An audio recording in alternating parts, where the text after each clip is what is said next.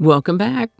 I'm still recovering off camera, but doing a little better every day. So grab your favorite cuppa, settle in, and let's see what we have for today.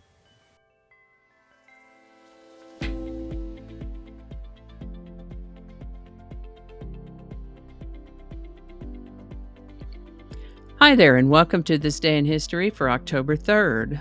October 3rd is the 276th day of the year in the Gregorian calendar, 277th in leap years, with 89 days remaining to the end of the year. Today's word is hapless. Hapless is an adjective that means having no luck, unfortunate. Hapless is usually used in a context where one is describing someone who is unlucky and deserving of pity, like a hapless customer who gives in to the fast-talking salesperson, or the hapless child whose ice cream has fallen onto the sidewalk. The word hapless comes to us through a combination of Old Norse hap, which means good luck, and Old English less, which means without. Without, good luck, hapless. Earliest documented use of the word hapless is around 1400. Hapless. And with that, on October 3rd, 1789, George Washington proclaimed Thursday, November 26, 1789, to be a Thanksgiving Day in the United States. We have officially observed Thanksgiving on and off since then. Sure enough, on October 3rd, 1863, Abraham Lincoln declared the last Thursday in November to be Thanksgiving Day, and so it has been ever since. This is the birthday of American novelist, screenwriter, and critic Gore Vidal, born October 3rd, 1925. He was a prolific writer and an intellectual.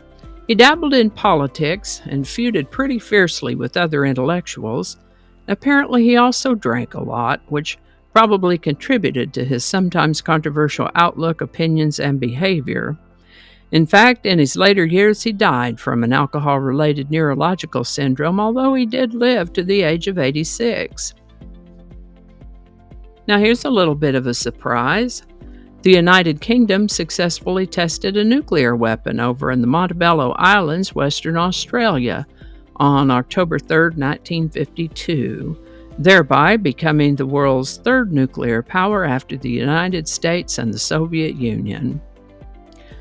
On October 2, 1962, Wally Schirra went up in the Sigma 7 spacecraft. This was part of the Project Mercury space program. Sigma 7 launched from Cape Canaveral for a 6-orbit flight and returned to Earth safely, a little over 9 hours after takeoff. Today's song is Ain't No Mountain High Enough by Diana Ross. This song began its third week in the number one spot on the Billboard Hot 100 on October 3rd, 1970. The song was written for Motown by Nicholas Ashford and Valerie Simpson in 1966 and originally recorded by Marvin Gaye and Tammy Terrell in 1967. That version made the top 20. Diana Ross and the Supremes did a version of the song with the Temptations on an album in 1968, and that version is very similar to the Marvin Gaye and Tammy Terrell version. This version was her first solo U.S. #1 hit. It has more spoken word parts and a little bit more of a gospel feel to it. Interestingly, Motown boss Berry Gordy hated some of the qualities and components that make this version unique. He wanted it redone more like the first two versions, but this version took off, so there you go. Ain't No Mountain High Enough by Diana Ross. Link in the description. This being Gore Vidal's birthday, I found a quote by him. Found quite a few, actually.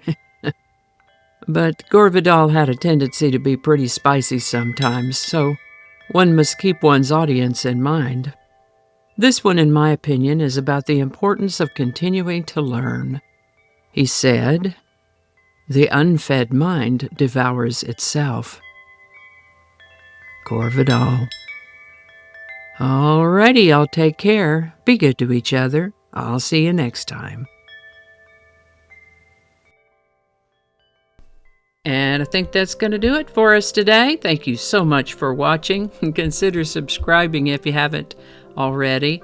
Feel free to share this video with a link in your email, messaging, or social media. If you enjoy this series, you can check out the playlists in the description. You can find me on BitChute, Facebook, Odyssey, Rumble, YouTube, and X, as well as on a blog page called No Really. No Really. No Really. Consider following my Day in History page on Facebook if you're on Facebook. I also have a Patreon account now, or you can buy me a coffee. All those links are in the description. Alrighty, that's all I can think of right now. Thanks again, and I'll see you next time.